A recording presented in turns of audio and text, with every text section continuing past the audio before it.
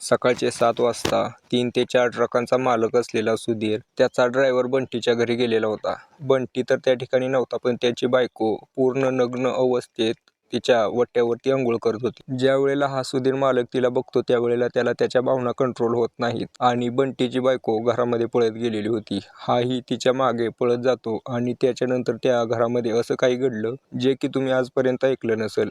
पूर्ण स्टोरी जाणून घ्यायची असेल तर व्हिडिओला शेवटपर्यंत बघा. तर नमस्कार मित्रांनो, या घटनेची सुरुवात होते 2014 पासून.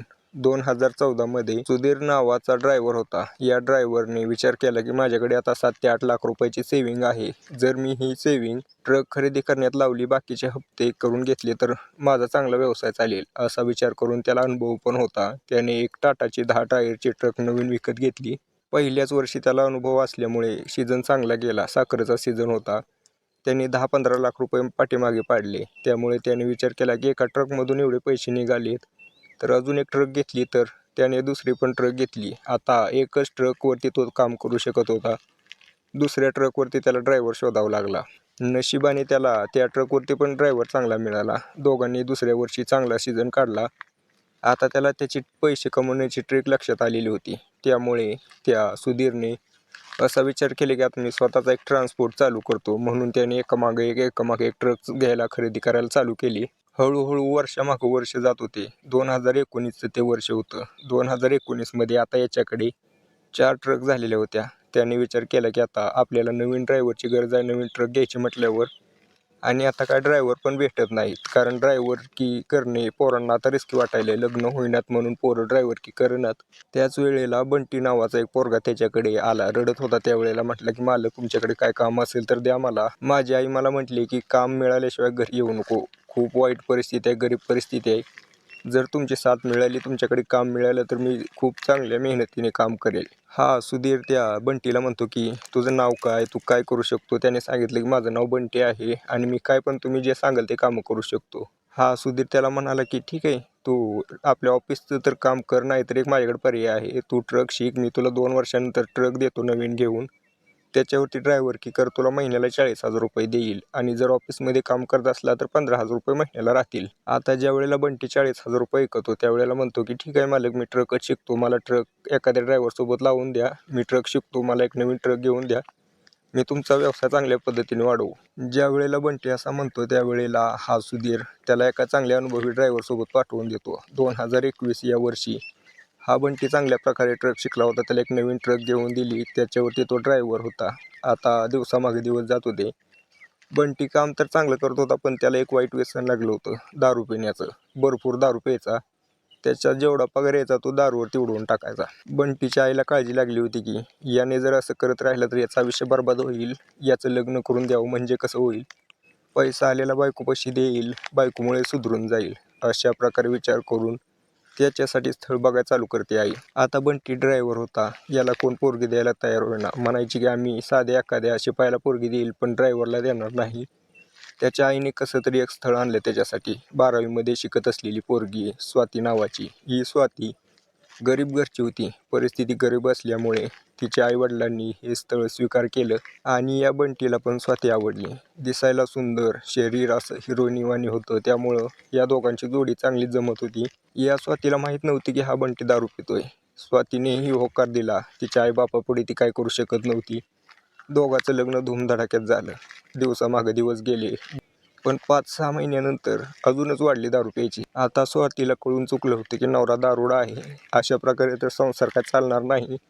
सगळे पैसे हाच उडवतो दारूमध्ये. ही जी स्वाती आहे विचार करते की याचा ट्रकचा मालक जो आहे त्याची एकदा भेट घ्यावी लागेल. त्याला सांगावं लागेल की पगार माझ्यापाशी दे सगळा.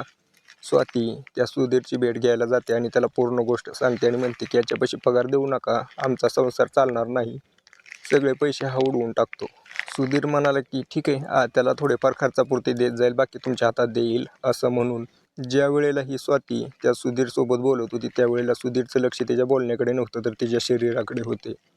ही जी स्वाती होती लग्ना अगोदर तर चांगलीच होती, पण लग्नानंतर तिचं शरीर चांगलंच खुलून आलेलं होतं. दिसायला एकदम सुंदर दिसायला लागली होती. हा सुधीर म्हणाला की माझा नंबर घेऊन जावा, काय अडचण आली तर फोन करा, पैशाची वगैरे काय अडचण आली तर तुमचा नवरा इथं कामाला आहेच. स्वाती त्याचा नंबर घेऊन जाते. आता या दोघांमध्ये हाय हॅलो तर चालू होतं. आता 2025 वर्ष उजळलं. 2025 मध्ये हा जो बंटी आहे दारूच्या नशेमध्ये एवढा धूत झालेला होता, काही समजत नव्हतं त्याला. त्याची एक बायको आहे, आई आहे, असं तो ड्राईव्ह याच्यावरती कसलंच लक्ष नव्हतं त्याचं. मालकाकडनं पैसे घ्यायचं, दारू प्यायची. मालक पण त्याला पैसे कमी देत होता, पण त्याचीही दारू प्यायची कोणाकडनं उचल घेऊन. एक दिवशी या बंटीने त्याच्या मालकाला म्हणलं की आई आजारी आहे, 1,00,000 रुपयाची गरज आहे. आता बंटीचा मालक म्हणला की आई आजारी आहे असं खोटं कशाला सांगेल. दिले त्याने पैसे आईच्या इलाजासाठी, पण तो जो ट्रक घेऊन गेला 3 ते 4 दिवस घरी आलाच नाही. बंटी ज्या कंपनीचं सामान ट्रकमध्ये होतं ती कंपनीवाली त्याला फोन करायची, गाडी कुठं आहे, माल कुठं आहे. त्यावेळेला काहीच पत्ता नव्हता. अचानक त्याला पोलिसांचा फोन येतो. तुमची गाडी, या नंबरची गाडी तुमची आहे का? हो म्हणला. पोलीस म्हणाले तर इथं का लावली टोल नाक्यावरती? हा सुधीर म्हणाला की त्याचा ड्रायव्हर नाही का तिथं, ड्रायव्हर पैसे दिलेली होती मी. सुधीर म्हणाला पोलिसांना की त्याचा ड्रायव्हर तिथंच असेल ना, एकदा बघा. ते पोलीस म्हणाले की नाही, कोण, 2 दिवस झाले इथं गाडी उभा आहे, दरवाजे उघडा आहेत, कशी अशी लापरवाही करू शकता तुम्ही? त्यावेळेला सुधीरचं डोकं फिरलं. सुधीर म्हणाला ठीक आहे, मी एक ड्रायव्हर पाठवून गाडी कलेक्ट करतो. त्याने एक ड्रायव्हर पाठवला गाडी कलेक्ट. दुसऱ्या दिवशी सकाळ सकाळ सुधीर त्या बंटी ड्रायव्हरच्या घरी निघाला 2 पोरं घेऊन मारायसाठी. त्यावेळेला तो तर घरी नव्हता, पण त्याची बायको अंघोळ करत होती. ज्या वेळेला त्या बंटीच्या बायकोला अंघोळ करताना बघितलं, एवढे दिवस तर फोनवरतीच बोलायचा, फक्त मेसेज करायचा, पण ज्या वेळेला साक्षात नग्न अवस्थेत त्याच्या बायकोला बघितले, त्यावेळेला त्याला त्याचा मोह आवरला नाही. आता त्याला इच्छा झाली संबंध बनवायची. ही बंटीची बायको लाजून घरामध्ये गेली. ज्या वेळेला ती घरामध्ये गेली त्यावेळेला हा जो सुधीर आहे तो पण घरामध्ये गेला. त्या ठिकाणी दोघांनी संबंध बनवले. दोघांच्या इच्छेने संबंध बनले होते. आता दोघंही अशा प्रकारे संबंध बनवायला लागले होते आणि हा सुधीर मालक तिथून शांतपणे होऊन माघारी आला. दिवसामागे दिवस जात होते. बंटी तर अजून काय घरी आलेला नव्हता. जोपर्यंत पैसा संपत नाही तोपर्यंत घरी येणार नव्हता. त्या बंटीच्या बायकोनं त्याच्या सासूला सांगितलं होतं की बंटीनं असं केलंय, तर आता मालकाचे पैसे कसे फेडायचे? मालकाकडे कामाला जाते म्हटली त्याच्या रानामध्ये आणि ते पैसे फेडून टाक. आता सुधीर मालक रोजच स्वातीला घ्यायला घरी यायचा गाडीवरती. त्यावेळेला त्याच्या सासूला वाटायचं की कामाला जाते. कामाला जात नव्हती, फिरायला जायचे, लॉजवरती जायचं, त्यांचे एन्जॉय करायची. दिवसामागे दिवस जात होते. 2 महिन्यानंतर बंटी आला आणि त्याची आई म्हणली की का रे, तू त्या मालकाचे पैसे घेऊन गेले, तुझी बायको त्या पैशासाठी त्यांच्या रानात कामाला जाते. बंटी म्हणला गेल्या महिन्यातच त्याचे पैसे फेडून टाकले की मी सगळं, मी दुसरीकडे कामाला आहे आता, दारू पण सोडली.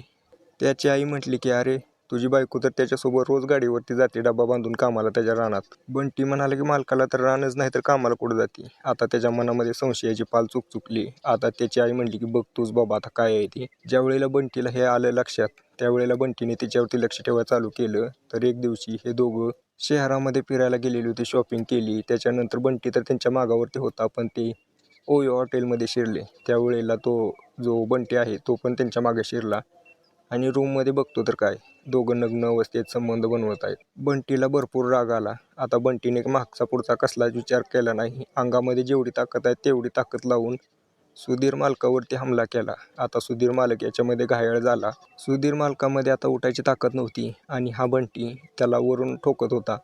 याच्यामध्ये त्याचा मृत्यू झाला. त्या ठिकाणी तो तर मेला, पण त्याची बायको त्याला, बंटीच्या बायकोने त्याला 2 मिनिटानंतर शांत केले. त्यावेळेला त्याच्या लक्षात आले की काय कांड झाला. आता बंटीला माहिती होतं मी वाचू शकत नाही, तर करायचं काय? तो सरळ पोलीस स्टेशनमध्ये गेला आणि बायकोविरोधातच कंप्लेंट टाकली. बायकोने मालकाला मारलं, या दोघांमध्ये संबंध होते.